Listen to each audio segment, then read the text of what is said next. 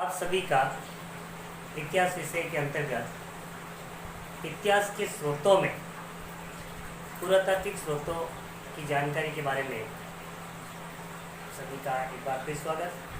आज हम इतिहास विषय के दो प्रमुख बिंदुओं के ऊपर चर्चा करेंगे। एक है हमारा अभिलेख, दूसरा है सिक्के और मुद्राएं।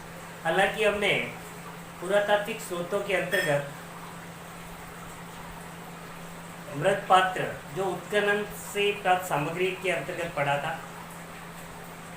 चार प्रकार की हमने संस्कृतियों के बारे में अध्ययन किया था।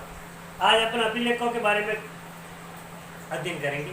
तो मैं आपको बता दूं कि इतिहास की जानकारी में अभिलेखों का बहुत ही महत्वपूर्ण स्थान है। अब देखें, उस समय अभिलेख है जो महत्वपूर्ण क्यों है।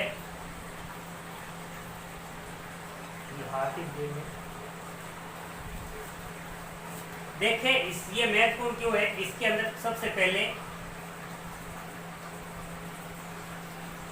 तिथि उल्लेख, यानी कि अभिलेखों के ऊपर जिस समय वो लिखे गए हैं उनकी तिथि का उल्लेख किया गया है।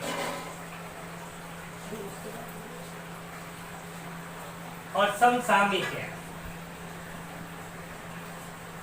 ये दो चीजें प्रमुख है। तत्कालीन घटना का अभिलेखों से हमें जानकारी प्राप्त होती है और उसके बाद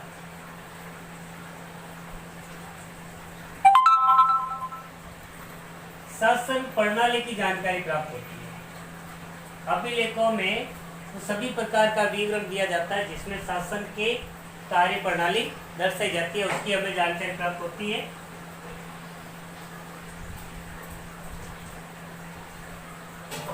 स्थान का अभाव रहता है। इसके अंदर स्थान अभाव के कारण अनावश्यक सामग्री नहीं मिलती।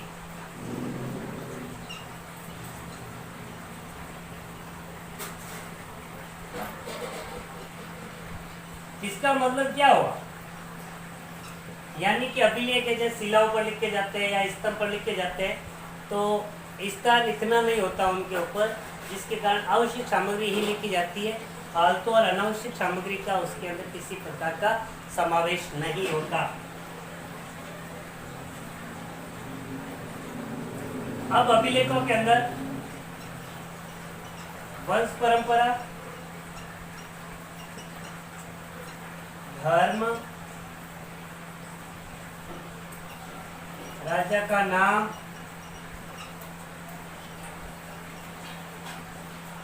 व्यक्तित्व,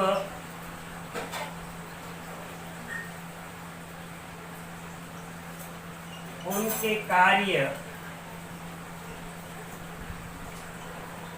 तिथि, समय आदि की जानकारी मिल जाती है।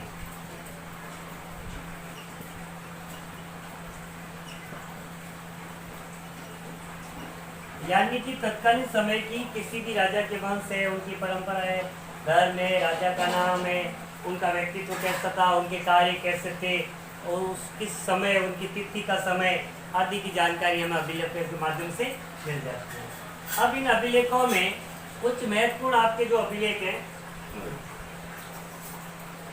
अशोक के अभिलेख,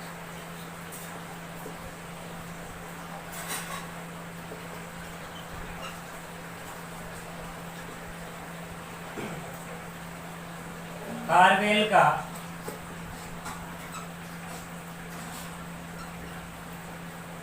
अति गुफा अभिलेख,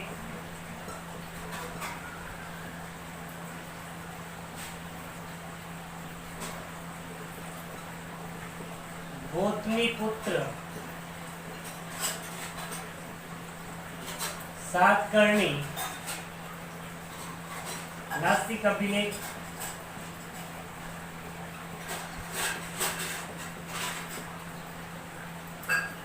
प्रयाग अभिलेख जो समुद्रगुप्त से संबंधित है, इनको प्रयाग प्रशस्ति भी कहते हैं।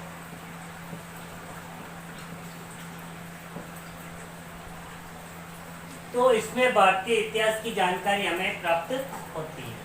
अब देखो, अशोक के जो अभिलेख हैं खरोष्टी और ब्राह्मी लिपि में। अशोक के अभिलेख है खरोष्टी और ब्राह्मी लिपि में, और समुद्रगुप्त के भी अभिलेख है। अशोक के जो अभिलेख है शिलालेख है, गुहा लेख है, स्तंभ लेख है, तीनों प्रकार के अभिलेख आपके अशोक के मिलते हैं। तो अशोक की जानकारी हमें उस समय प्राप्त हो जाती है। इसी प्रकार से एक रुद्रदामन का जूनागढ़ अभिलेख,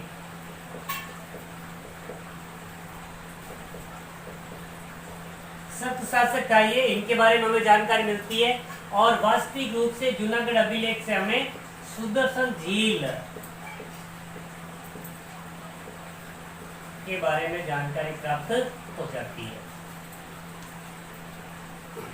तो इस प्रकार से कई मूर्ति लेख भी है इसके अंदर, मूर्तियों के ऊपर भी कुछ तिथि वगैरह अंकित की जाती है, वो भी अभिलेखों के अंतर्गत आती है। तो इस प्रकार से हम कह सकते हैं कि इतिहास की जानकारी में अभिलेखों का बहुत ही अधिक महत्व है, और सही और सटीक जानकारी हमें लिखित में प्राप्त हो जाती है। उसके बाद अपन बात करेंगे सिक्के, लेकिन आज इतना ही, बाकी हम कल अध्ययन करेंगे। इसमें आपके प्रमुख बिंदु है जो अभिलेख किससे कहते हैं,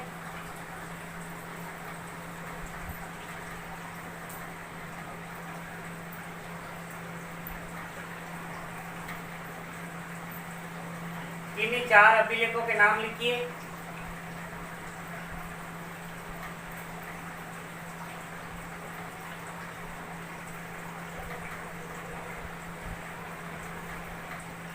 नेक्स्ट,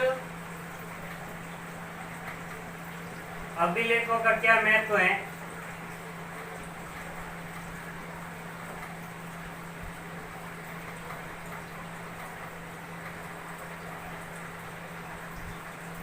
देखिए।